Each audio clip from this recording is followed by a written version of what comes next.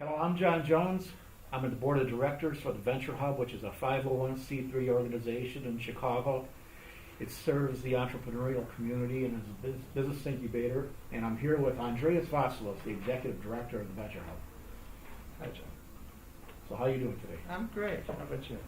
Excited about today's program. Hey, I am too. Andreas, could you tell us what is the Venture Hub's mission?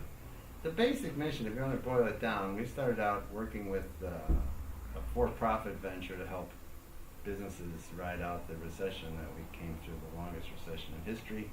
And the SBA came in and said, wow, why don't you make this a not-for-profit and help all types of companies? And we took that on as our mission. We helped the neediest among us. We started out with local businesses of all types, and we have incubator space, maker space, offices, virtual and actual offices. And then a couple of years ago, we expanded the mission to work with not-for-profits, the developmentally disabled and the disabled. So we've got a heart for veterans as well. So we've worked with a number of organizations to help them grow, prosper, and survive these tough times with all the budget cuts. What are the various programs and events that the Venture Hub offers?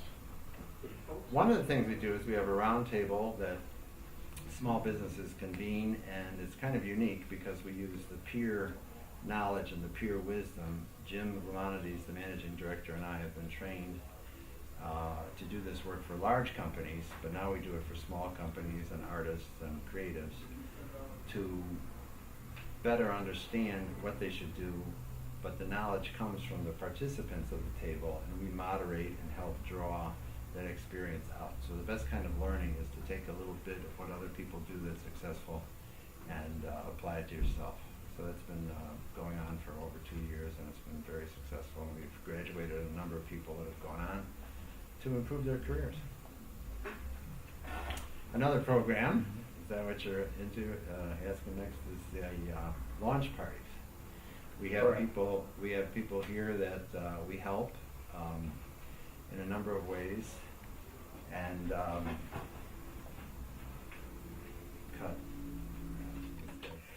Andreas, I have a lot of fun at the launch parties we have. Yeah. Why don't you tell us about it? Well, launch parties is an outgrowth of the work we do with the small businesses, the people that have incubators here, the work spaces we have, the maker space. So as those companies grow, and people like you and Jim Lamonides help them become bank compliant, become more sophisticated businesses, when they're ready to be launched, we call it, into the community, we try to bring them customers. So a business without customers is not a business. It's just someone who's able to do business, but they're not really generating revenue. So we have what we call our secret sauce of artists. We have a whole community of fine artists, graffiti artists, outside artists, jewelers, musicians. We bring all those people together and we have a big party. We invite all the people that Jim has cultivated relationships with over 3 decades as a director of the Northwest Side Development Corporation, where he knows the businesses in the area. We bring the business people together with the artists. We have a fun atmosphere, and we introduce the people who now have the skill sets to provide services. So it's a fun way of getting a person business and getting them introduced into the community and getting their business kick-started, so to speak, with real customers. I see. What about business services that you can offer, that the Venture Hub can offer in terms of finance, maybe even insurance and things like that? We have a number of members here that have a variety of skills, and we market those members through email blasts, through a newsletter, to all the members of the Northwest Side. So there's a number of Northwest Side publications and other chambers of commerce we're members of, and as companies prove their mettle, they prove their ability to do stuff to us once they show that they can actually perform functions that they came in here to learn or to hone. Then we introduce them through email blasts, through newsletters, and we invite them to connect with the connections that we've developed over 4 decades of business in this area. And how about helping startups with financial services, Yeah, we have an MBA and a CPA and bookkeepers like yourself, a CPA and an MBA on our staff that can help people become compliant. We have relationships with insurance companies and so on, so we can introduce them to the products the company needs to be a real professional company that operates the way a company should and stays out of trouble. So we give them the advice as they're ready to take it and when they ask for it. We don't push any information on anybody. We're here to serve. There's Alicia Forstall-Bohm, and she's a marketing pro with 20 years of experience in digital and traditional marketing. She's also a digital artist, and one of the areas that our organization focuses on is the artistic community. So Alicia, what mistakes do people make when using social media to build their business? Well, John, thank you. There's many mistakes that people can make when they're using social media. I will quickly touch upon 8, for example. Conversion. You decide that you're going to generate a lead, for example, but you don't follow through. So essentially, conversion is following through with whatever action that you may desire to take. The next one is impatience. People want immediate gratification, immediate solutions to their problems, business, what have you. And you have to understand that it's going to take some time, and that social media marketing, like any marketing, is a process. The next one is spreading yourself too thin. There are many social media channels, and it's sometimes hard to understand what channel serves what purpose and what channel you should be going to. And so sometimes people will just put their word out on every channel, and then they don't really have the time to focus on the correct channel. Next, we have inconsistent posting. Maybe sometimes you have looked at somebody's Facebook page, for example, and you see that the last time they posted was a month ago. Well, you need to commit to this kind of marketing.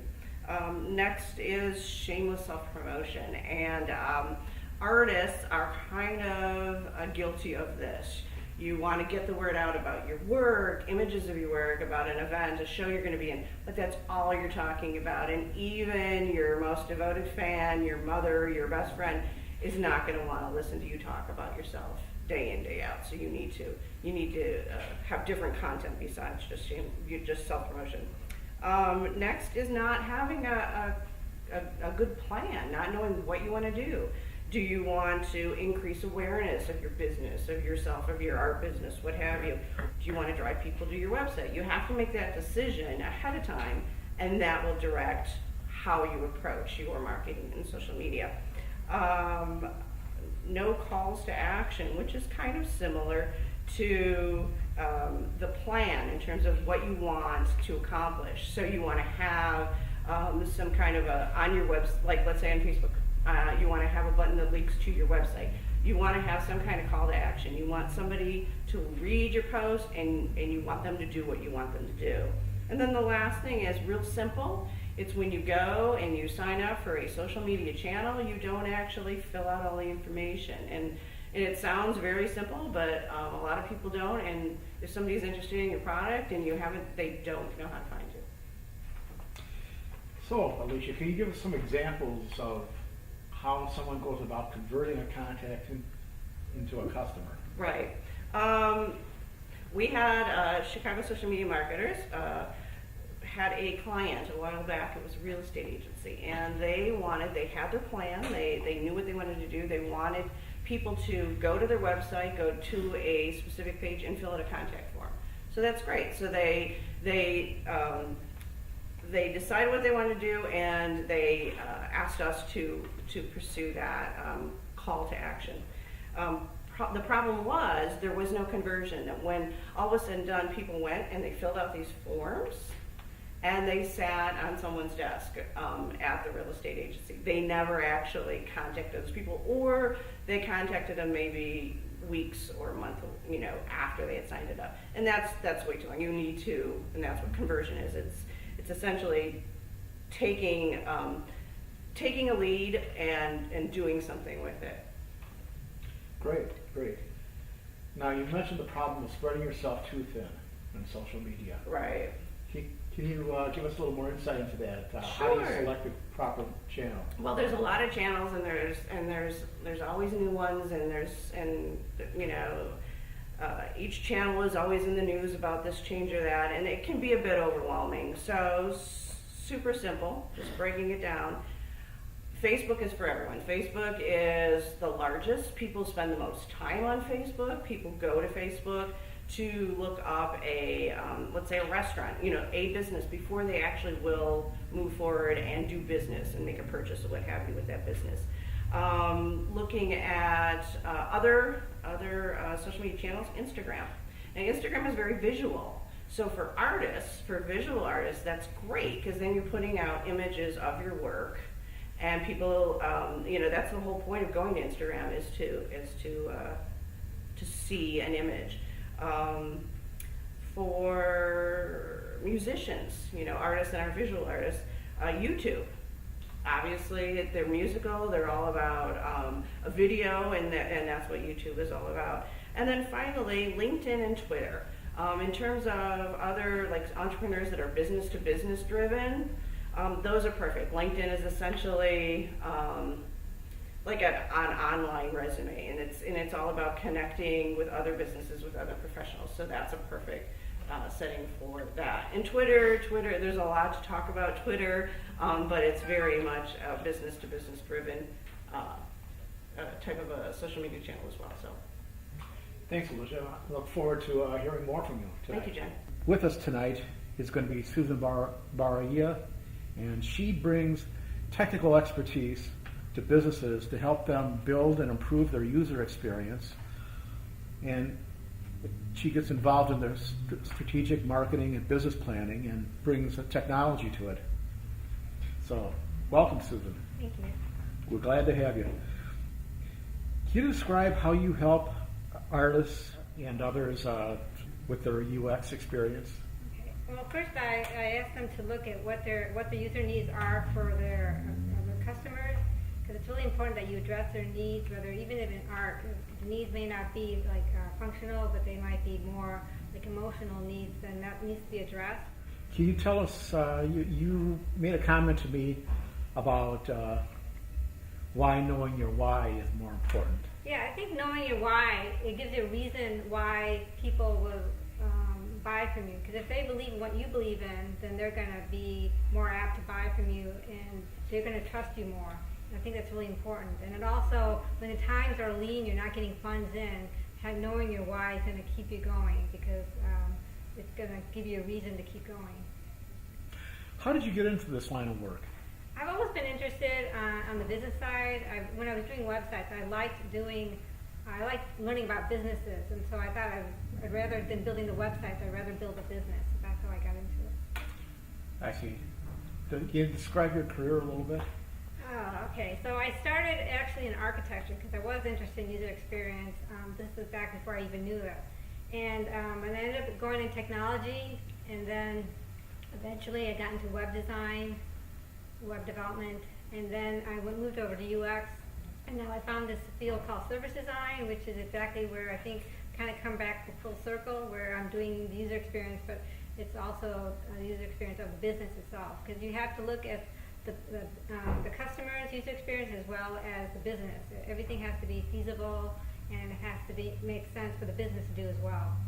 Fine. Well, thanks a lot, Susan. Okay, thank you. Chris Rollison, who has experience with customer identities. You'll learn how to identify and research your customers' outcomes when they buy your art, and Chris will address some of the problems that artists have.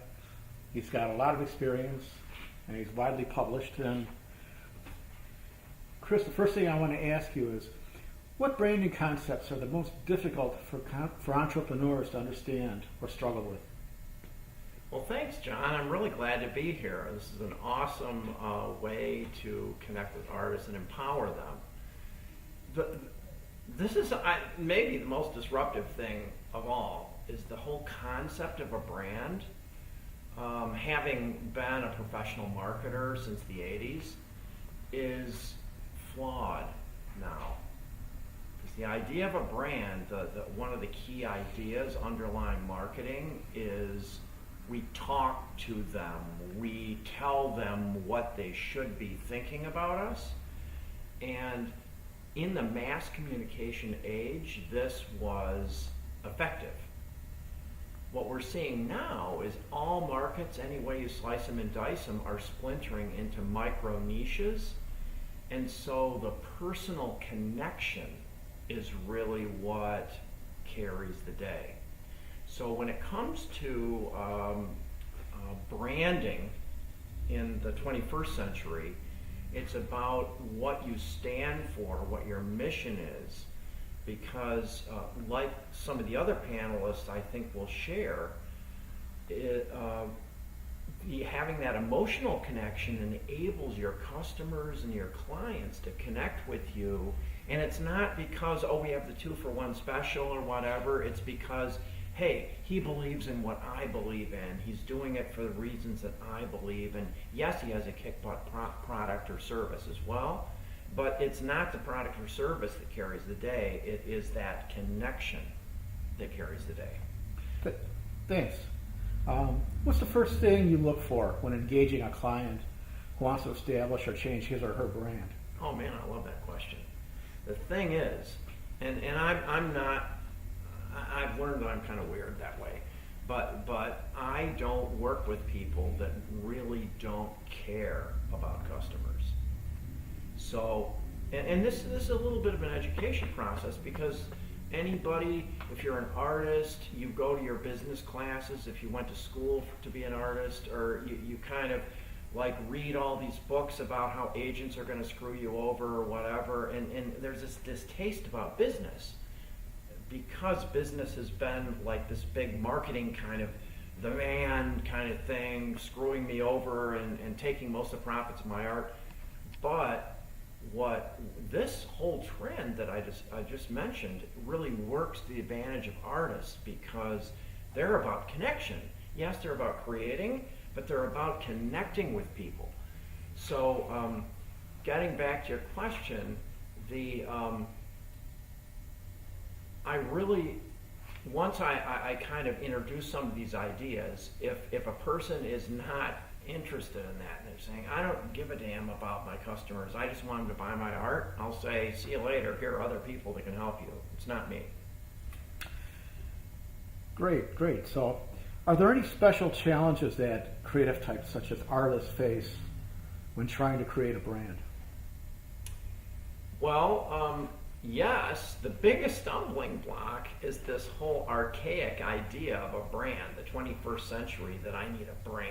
And yes, standardizing the way you use your name, things like that. You still need to do those mechanics, because that helps with Google and everything else.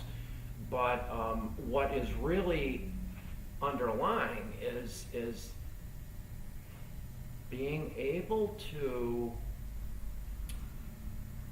really know what your mission is. Why am I creating this art? Why am I starting this business? And I call this the emotional channel. Being very present with your emotional channel. Why are you on this planet? Who are you trying to help? How are you trying to help them? And being very, that's kind of like the key signal that you, when you're on LinkedIn or Facebook or any of the channels that Alicia talked about, that is what the reptilian brain, that's what the gut responds to. It's all this other stuff, oh, I'm about blah, blah, blah, and all of this. Yeah, that's nice, but it's that gut feeling. And so I think for artists, once they start thinking along this path, they're going to actually love it more, and they're going to realize, hey, business and selling is not some different thing. It's really more of me. You know what I mean? It's me being able to connect with people, and then because I'm trying to connect with them, they're going to be more easily able to connect with me. Sounds like more like you're selling yourself than a product.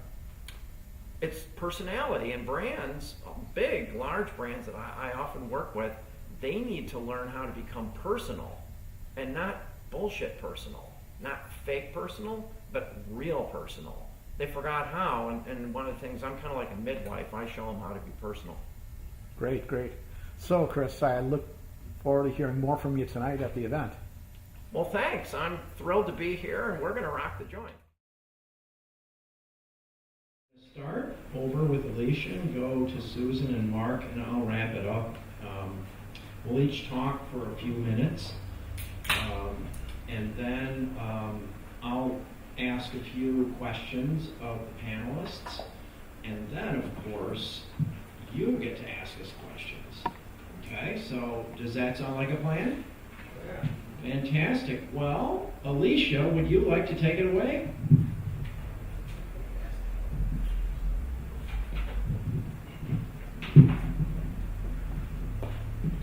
Thank you, Chris. Never used a microphone, so bear with me.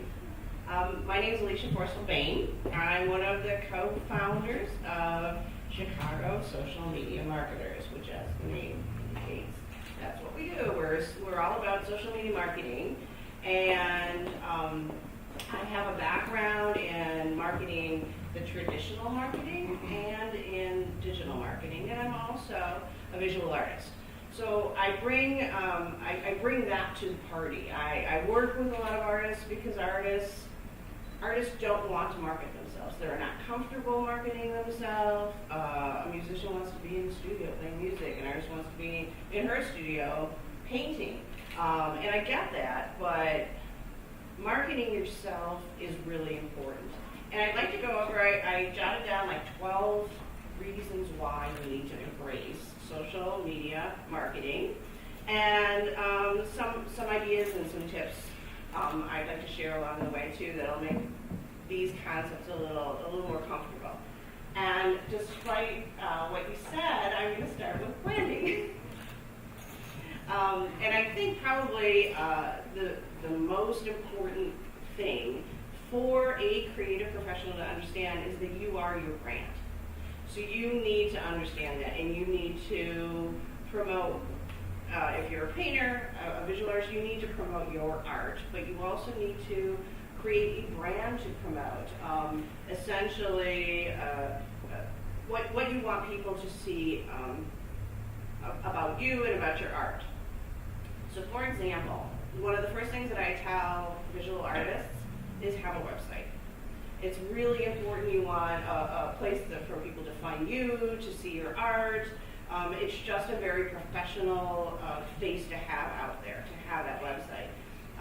What do you put on your website? A narrative of what you do, why you do it, why you paint, why you make music. And you should also have some sort of a logo, and that is also part of branding. And you should use that logo in a consistent way on everything that you do, whether it's different social media channels, whether it's events, what have you. So bottom line is, remember that you are your brand. Whether you're an artist or you're a real estate agent or what have you, you are your brand. The second thing is, what you can do with social media marketing is you can create buzz. It allows you a way to promote an event. You can create an event page on Facebook. You can stream and tweet and post live, and that's creating some kind of a buzz. Bottom line is, generating a buzz for your company, your brand, what have you, is fairly easy, but it's important to think outside the box, and I'm going to give you an example of this. So say you're a restaurant and you make pizza. So you don't want to say, hey, we're an Italian restaurant, we make pizza.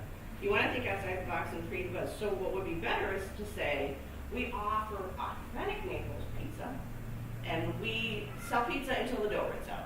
So you kind of are setting yourself apart, and you're creating a buzz by being different. So that's just an example of how to go about doing that.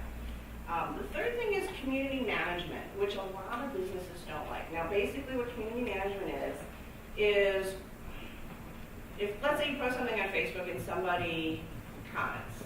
Community management is thanking them, liking that they commented. If they comment about your brand, your business on their Facebook page or whatever, their social media channel, you need to like that, you need to share. It's relationships, essentially what it is. Now, for some small businesses, that's sort of a scary thing because somebody can post something negative.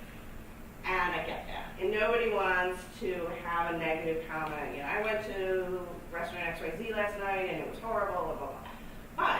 But if they have a bad experience, they're going to talk about it anyway. And it's better for them to talk about it on your, if you have a Facebook page, on your sort of under your watchful eye. So you can be aware of what's going on, but you can also comment. So you can turn a positive into a negative. So I don't know if you know, maybe like on Yelp or something, you see a bad review. If you ever see a response to that by the company itself, saying, we're really sorry that happened, we're going to contact you, you know, and you message them or what have you, that all of a sudden it turns it into a positive. Even though it was a negative, it allows you to control the situation. It also makes, you know, by doing that, it also makes you look like it makes you more human. It makes you look like you actually care. So that's essentially what community management is. And while it may be scary, it's a pretty important part of your marketing efforts. And the next two things are content. And I broke content down into two parts.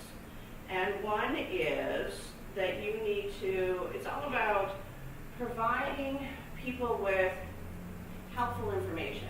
So don't just shamelessly self-promote yourself. If you go on and on about this event, and I was in this show as an artist, I got this award, I sold this painting, so on and so forth, even your mother is going to be tired of looking at you talk about yourself day in, day out on your newsfeed. So don't.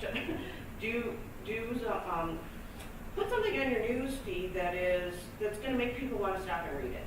So once again, I am an artist, so I keep going back to that. But as an artist, maybe there's this really great show at the MCA. So I talk about that. So I say, I just want to see this show, and it's great. And other artists are like, thank you for telling me about that. And it's sort of creating information that's interesting, but you're also developing relationships, and people are wanting to read your newsfeed. Then that day when you do write about that new painting that you just, created or sold or is in the show, then they'll actually see that as well. And then part two is just about the content themselves. So there's just writing some sort of a word content, but always have a picture, and then have video. So picture trumps word, and then video trumps picture. So think about it that way. And in terms of people wanting to notice what you're writing, they'll notice it more if you have an image. Studies have shown that consumers find amateur images more trustworthy. So don't even worry if you're a business and you think, I'm just using my phone for the picture. That's okay. People actually appreciate that more. If it's too professional, then they don't trust it, which is kind of interesting, but that's where that is. The next thing is actually kind of important for freelancers, and it's making yourself an expert. So whether you're joining different groups and you're talking about it, LinkedIn is really great for this, and you're engaging with other people, you're answering their questions, you're commenting on things, and you're positioning yourself as an expert in whatever field you're in. And that's social media marketing really makes that possible. Let's see, if you write blogs, if you're into that, that's also yet another way of establishing yourself as an expert by writing a blog, by talking about things, and creating continuing the conversation about you and your art and what is of interest. The next thing is I touched upon it a little bit with LinkedIn, but you want to connect with influencers. So if you want somebody to notice you, that maybe it's a gallery. Maybe there's a gallery you've always wanted to be represented by. Well, if you're always reading their posts and maybe sharing them or liking them, then they're going to start noticing your name. So that you're connecting with people who are influential, who maybe will share your work at some point. So that's yet another great marketing tool that social media can offer. A lot of people ask me, well, what social media platform should I be on? And that is a very long question. Bottom line is, there are different the average user has 2 social media channels that they use. You want to know, as a business, you're going to want to know where your clients or the people you want to be your clients or your customers, where they are. And that's where you should be. You'll also want to consider what type of business you have. So if you're a restaurant and you have great looking dishes, it's all visual. Maybe you want to be on Instagram. Maybe you want to be taking pictures of the special of the day and post it every day on Instagram so people see the food. They want to go in there and eat the food. Visual artist, same thing. It's all it's visual. A musician, you might want to consider being really active on YouTube because you can put those videos out of you yourself as a maybe when you're practicing or in concert or what have you. Let's see, I'm sorry, I'm going through all my little notes here. Social media is also another way for customers to find you. And without going into Google and SEO and all that types of things that you can do to help yourself, position yourself in search engines. If somebody just goes online and they just search pizza places in Logan Square, by doing all sorts of different things in your website and your word placement, it'll put you up there. Well, let's say you don't do that. Let's say you don't have the money, you don't have the ability to really invest in SEO and making your website, positioning it that way. If you're on social media, you're out there. It's totally another way for people to find you. And social media has the potential to send you, if you do it right, tons of traffic. And it's free. I mean, if you do your own social media, it's free. Way back in the day when I used to do traditional marketing, well, that wasn't free. And you had to buy ad space, whether it was on radio or in there were papers back then, and if they were in the paper or magazines or what have you. And then the last thing I'm going to say is that I understand that you don't always have the time to do your own social media, and that was kind of why we started this company, because we understand that either you don't want to do it, or you don't know how to do it, or you just don't have the time. Studies have shown that a mid-sized company, that you spend about 32 hours a month to effectively promote yourself on social media. So you kind of need to, commit yourself to doing that. And if you can't, then 100%. That's why there's companies like this. So I think that's kind of good. I think I've covered my. I'm looking. He's supposed to be telling me the time. Oh, you're fine. You're fine. And I apologize. I know I'm a fast talker. So I think that's kind of. Hopefully, I gave some examples to make everyone understand and why it's important to use social media, even if you don't like it, or if you're unsure how to move forward with it. Then hopefully that will help. And now, Susan. Thank you.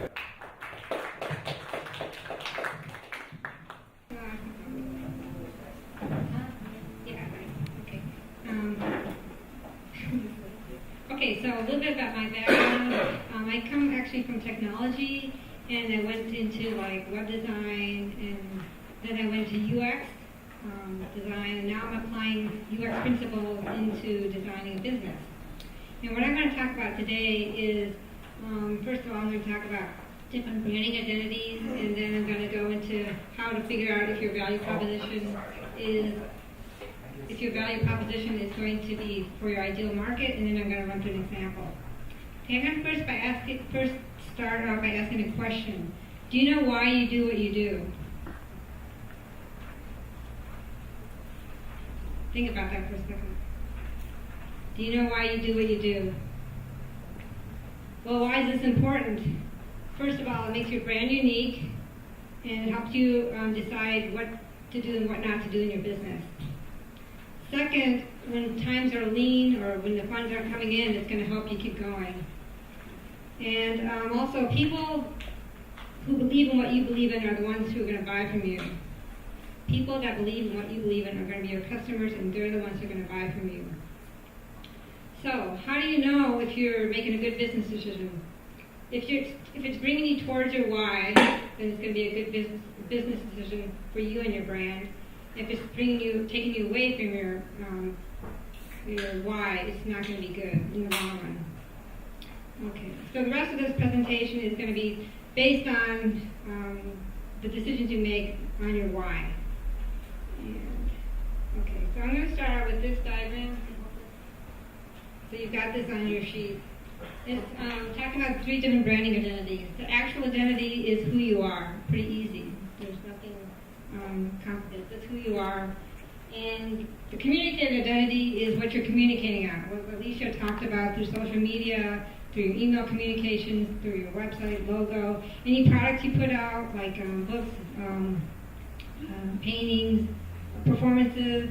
It's also who you hang out with, who your connections are, events you attend, even things that you like. People are watching you. It's basically how you conduct yourself in public. It's important that you are aware that anything you do, which is there's not much privacy anymore, even in your private domain. And then the perceived image is what people say about you, which is probably more important these days now. It's like through social media posts, pictures they post of you, reviews they post, also like they comment on your posts and what you're doing about them. They say something bad about you. And it's your reputation. So combining these two is your brand. And I think that's like it's a doorway into what you actually are. If you think of our current president, what he communicates and what he perceives are completely different. So this is not working at all for him. Okay, so now I'd like to talk about the value proposition. And so what is a value proposition? It's how you solve a customer's problem. And it has to be aligned with your why, because those are the problems that are important to you. So I'm going to take a look at this, the one with the big circle. So when you do this exercise in your leisure, you want to actually ideally do it for each customer segment. And then you want to figure out what are they trying to accomplish? What are the jobs they're trying to do? And then you want to figure out the pain points that that if they don't get their jobs or if they don't get what they're trying to accomplish, what are the pain points, or what's an obstacle that won't let them do it, or if they don't get that, what are the pain points, and what do they have to gain if they do get what they want to accomplish. And these jobs to be done can be functional, but for most artists it's going to be more emotional, like how you change someone's mood or how they feel, or maybe like or like social status. Those would be more the jobs to be done in the artist. Okay. And then you look at the business value profile. Now this is, so you're like an artist, what do you do? What are you offering? So you're offering, maybe you teach, you have paintings, you have products, you have different things you're offering. And then how are you relieving pain? That's a pain reliever. And then the benefits of what are the benefits of using your business as opposed to someone else's business? What you need to do is you need to take these and you need to see where they overlap. And then the pain points and the pain relievers especially, and that's where your value proposition is. Does that make sense? Okay, and then run through an example, so hopefully that'll be easier. Okay, so I picked, I'm going to talk about David Bowie, because I think he's a great example of how he uses why. So his why, I believe, was freedom of expression and being able to change yourself and be comfortable with changing his identity. So on his customer profile, I picked out 2 customers. So he had his fan base, and he had the record companies, or not record, I guess music companies. So what the jobs that need to do. The fans, I guess the younger fans just want to be entertained, but I think the older fans probably had wanted to broadcast like a message or something. They were frustrated with the government. I'm talking when he first started. Social injustice, racial inequality. And the pain points were that they weren't being heard, they were frustrated, they felt like they were ignored, a lot of them were on the fringes of society. And the gains were if they were heard, they could have people join the movement or bring awareness to their cause. And for their record companies or music companies, they wanted to sell records, right? And the pain points, well, I think that the music was sort of getting stale back then when he first started. And the gains would be financial gains. So these are his customers. Okay. So now, the business value profile, this is what he brought. So he did a lot of things. He was an artist, a visual artist, he was a musician, he was an actor, he even sold bonds to generate money. I'm going to concentrate on the musician. So as a musician, he sold, he wrote music and songs, and he also gave performances, both live and he eventually on digital media. And the pain reliever as well, he was able to allow someone else to experience someone else's pain or understand someone else's point of view through his music. And for the record companies, he brought innovation to the music industry. For the benefits, he was a voice for his fans, for their concerns, and for the music industry, he set a path of, he paved a path for musicians to follow in the digital age where they started using costumes and they had visuals and technology. And he also collaborated with other musicians of different genres, and he also changed his music style as well. So I believe David Bowie, he used his art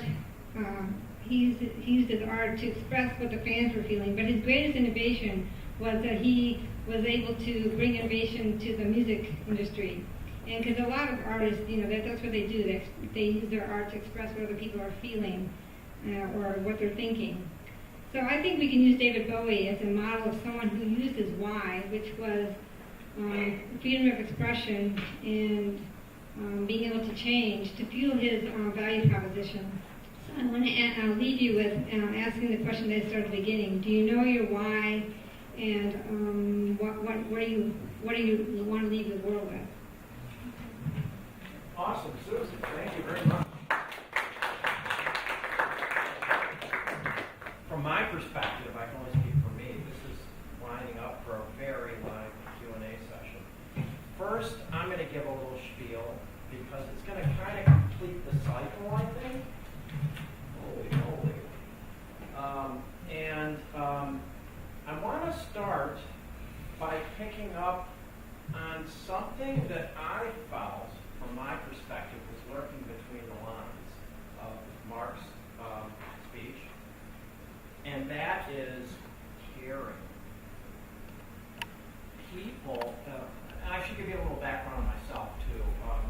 I've been in consulting since the 80s, and global firms and blah, blah, blah, and back in 2006, I found social media, having for like 15, 20 years been in relationship professional services marketing where money follows trust.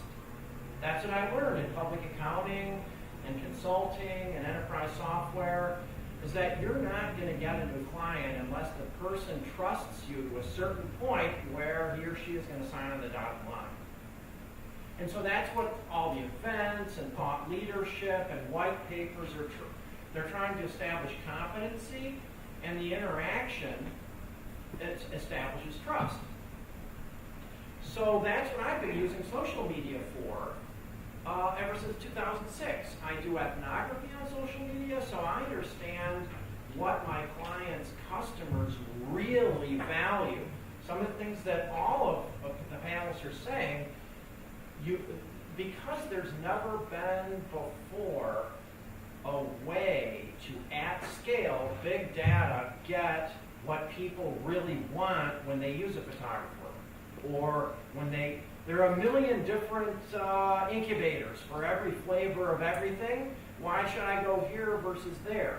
Okay, so that's what my firm does, and what it really boils down to, I just love this, so forgive me, but is caring. And again, I'm going to be kind of like, I have a soapbox too. We all get data and content crammed down our throat with all these fake happy pictures and happy slogans. And you know what we don't get? And I'm not only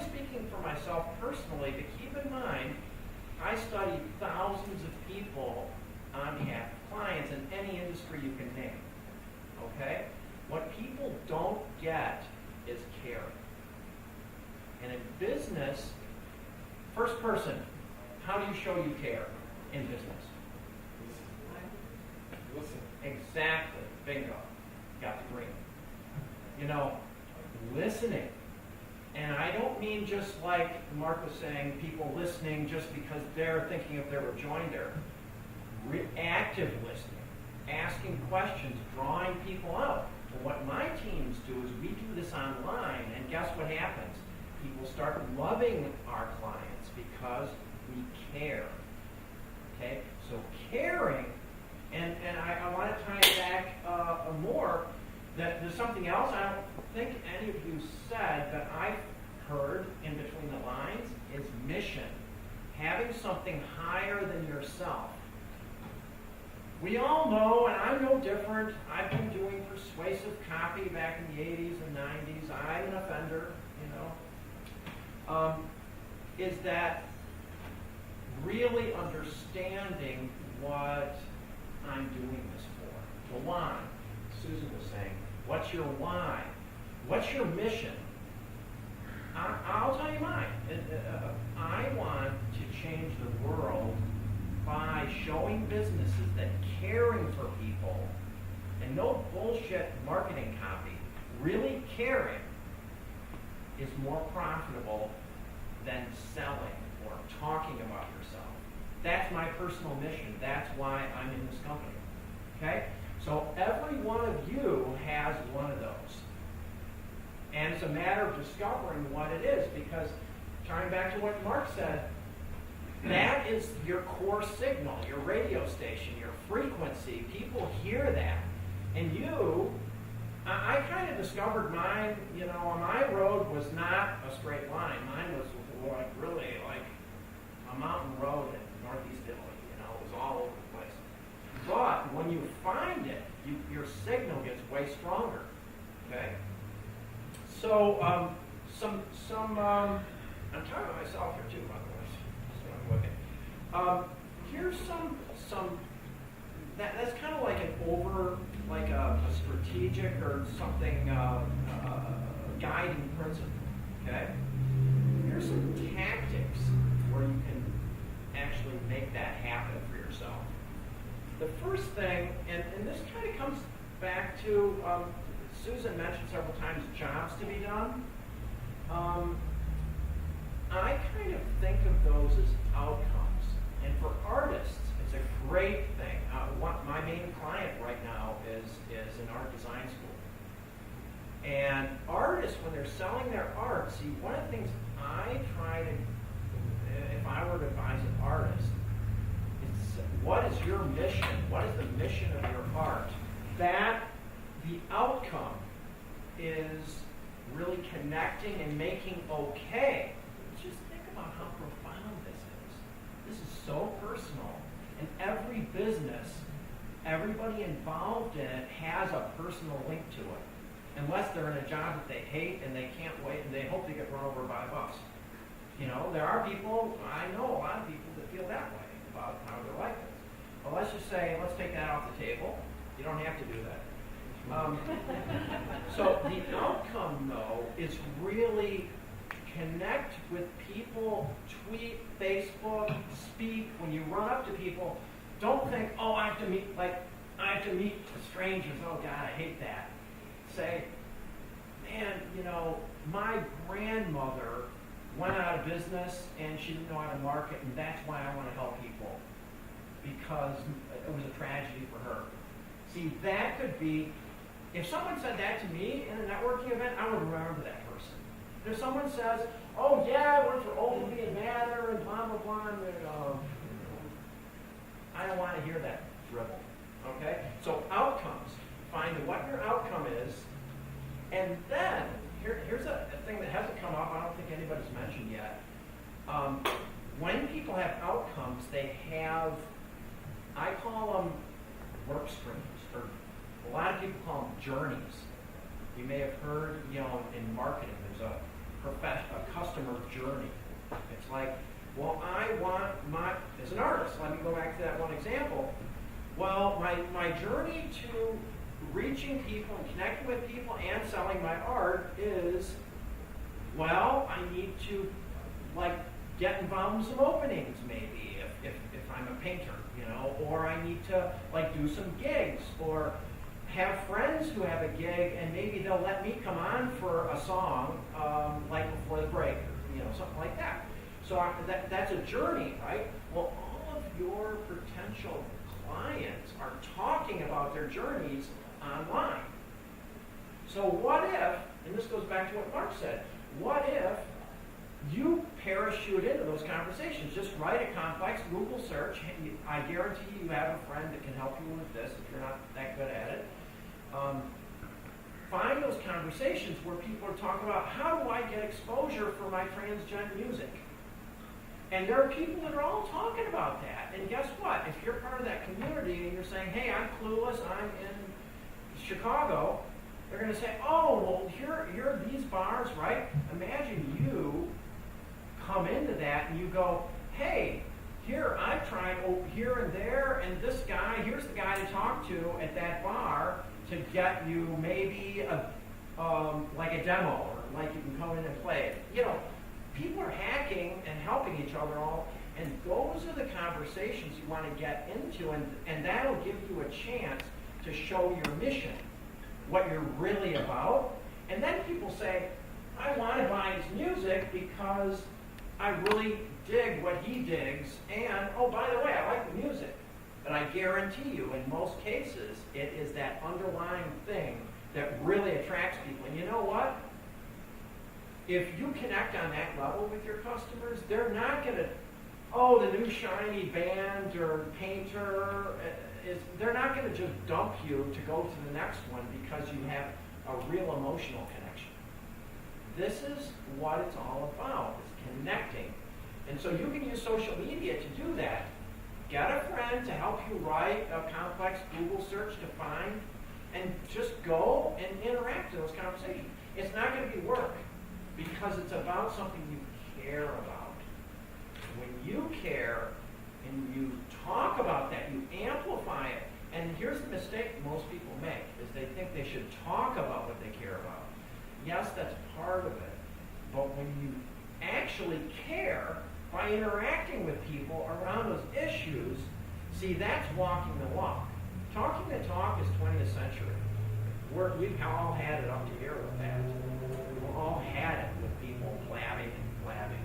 Okay, so now I'm blabbing, so I'm going to close myself early, and we can go to the Q&A. And so that's all like planned? Yep. Awesome. Well, so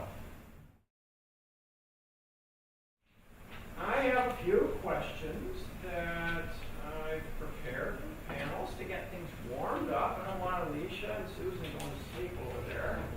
You know, they went first. They broke the path. And what I'd like to do is, you know, I have some questions for each of you that are kind of more specific to what you were talking about.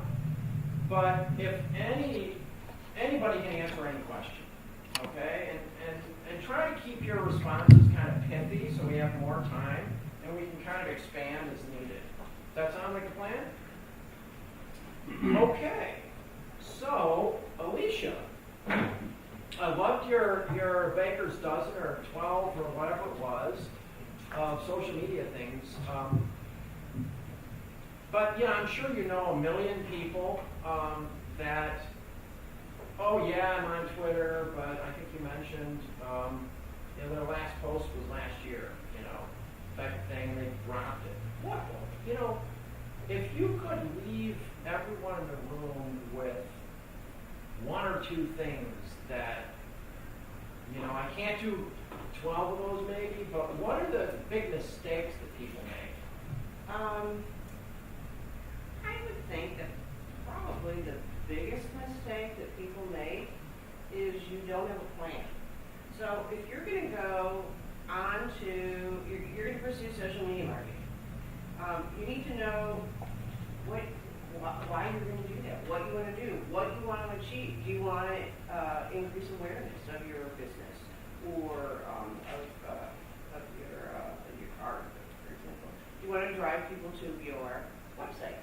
And if that is ultimately what you want to do, then you need to make sure that you have a call to action button, that your posts are such that it's driving people. What's to a the call to site. action? I'm not sure everybody knows what you mean by that. A call to action button can be a link. So I'm going to show at this gallery, and I need to give you that information. I need to link it to the gallery so you can find out that information. I need to give you some kind of information about the event. And while you're at it, tag the gallery. Let them know that What does that that whole mean? relationship thing. What does that tag the gallery mean? Well, when you tag, when you're posting about an individual or about an organization, it's very important to tag them. And and this is on Facebook. So when you're tagging an organization, you're going to, I'm going to Art Gallery. And I know Art Gallery is on Facebook. So I do the @ and then I start typing art. And it will bring up all these different options. And when I see the right one, I click on it and it will highlight it. Now, what happens was when I finished my post and actually posted my comment or what have you and posted, Art Gallery has, when they pull up their Facebook page, there's a thing up at the top that says notifications. And when they click on that, that'll show who has liked their posts, who has shared their posts. Maybe if someone has tagged them, like I just did. And it's yet one more step to creating a relationship with our gallery and putting my name in front of them as well. Awesome. So here's a way to show someone you care about them. Don't just tag them. I even shut people down when they tag me, and it's some BS thing. They're just trying to use my name to use my network. I actually ask them not to do that. Yeah, that certainly happens, and that's But if it's real, though, yeah. if it's real, Right. then if you're tagging this gallery all the time, then they go, oh wow, they notice you. Okay. So I'd like to get Susan involved. One thing I was really fascinated by the business value, or the value. What was it? What canvas was that? Business value. Yeah, business value canvas. Is that, I'm imagining a lot of people in this room are thinking about selling to individuals, but how does that all work when you're selling to another business? Let's say I'm a die cut cast plant, and I'm selling to General Motors, or, you're selling to another business. So yeah, you need to look at what they're trying to accomplish. The same thing. You need to see what they're trying to accomplish and the pain points, and you use that as part of your next pitch or maybe call sales pitch. Where you have to understand your customers and what they need, and then you incorporate that when you talk to them. I guess first of all you need to do your research, either by talking to them or observing them, or I guess internet research, and then you come back and you incorporate what their pain points are. You incorporate that and what you can do for them. Okay, so it could be something really kind of weird, like this retailer likes a certain type of packaging, and you find that out, so they prefer you, even if you're a little bit more expensive than somebody else. Okay. It's like, yeah, like you're not selling to them, but you're engaging with them. Okay. Awesome. We had a panel discussion and presentation here at the Venture Hub, and we asked the people after the event to tell us what their takeaways were and what they were going to do with them after the fact for their own social media presence. So, John, tell us about what your takeaways were from the presentation we had. My takeaways were, number one, that social media and personal branding is a constantly evolving practice that you've got to keep up with it. We're here with Jason Frankena, who participated in last week's event on personal branding and networking. Jason, what's your biggest takeaway from last Thursday's event? One of my big takeaways from the panel event last week was the importance of knowing your mission and using that mission as you build your reputation, reaching out to an audience, not just selling to them, telling them what you do, but telling them about the problems you solve, the value you add, and look to collaborate to help them address their problems. Great, great.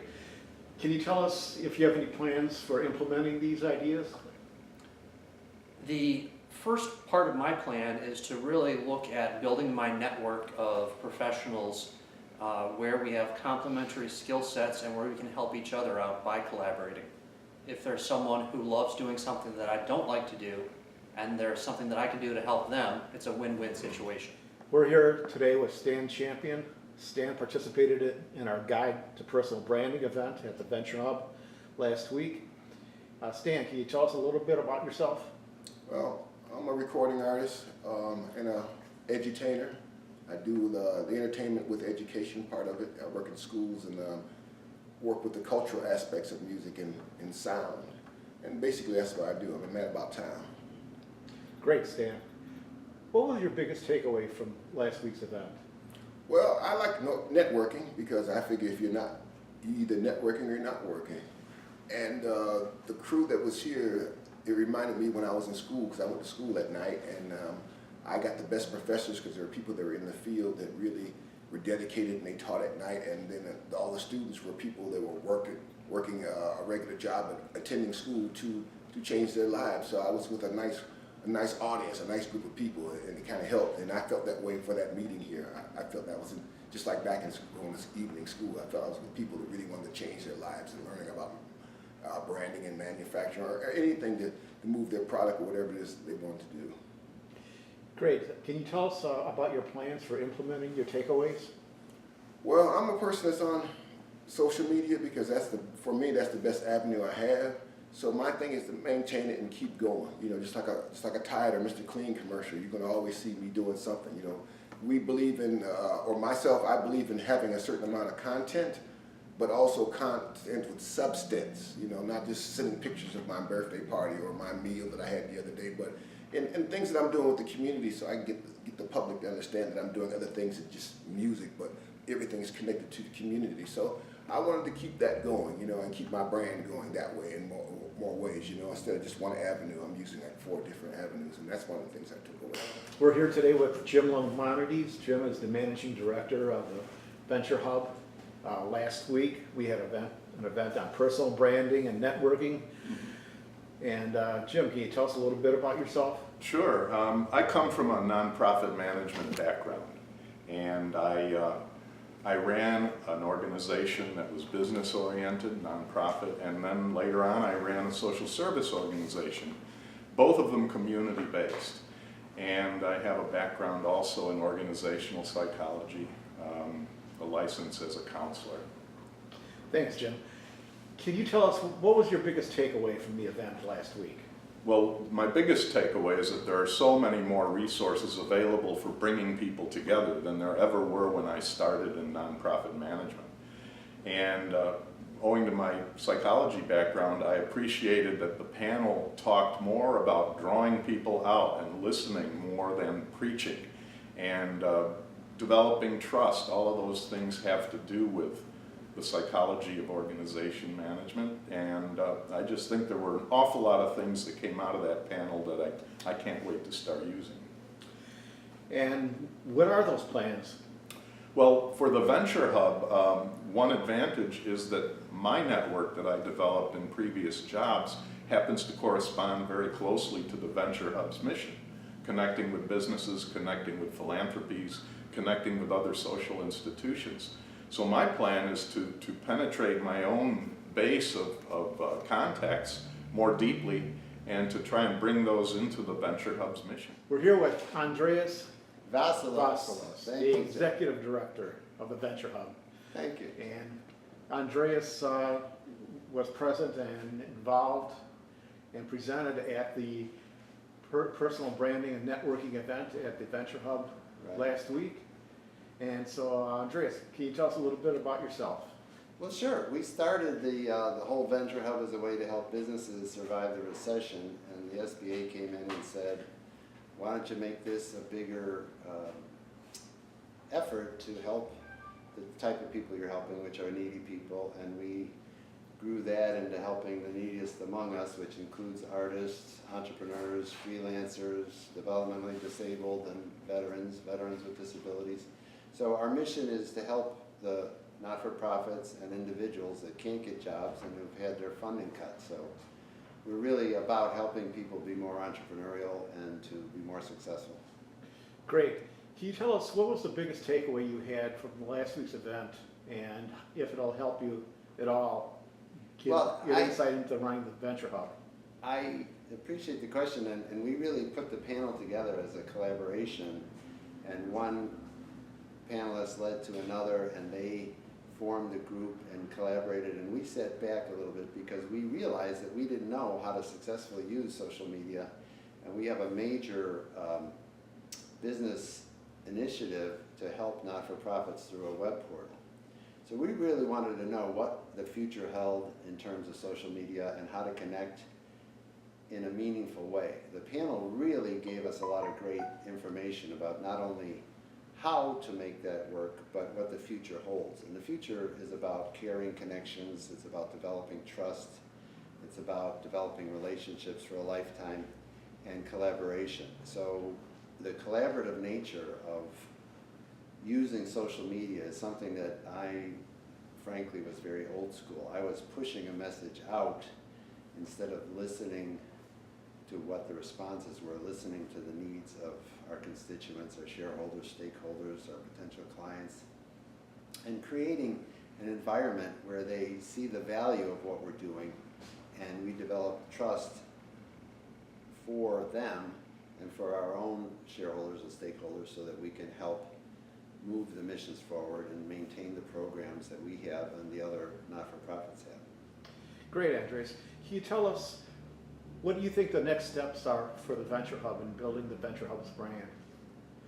We're really going to work hard to turn that equation around, as I said, and look at how we relate and how our clients and stakeholders relate to us. We're going to focus on not what information we want to push out, but how it's received and what our stakeholders need, and try to fill their needs. So it's about collaboration, and it's about building relationships that may not be a direct relationship, but maybe one that leads to something bigger in the future. We have to develop long-term relationships.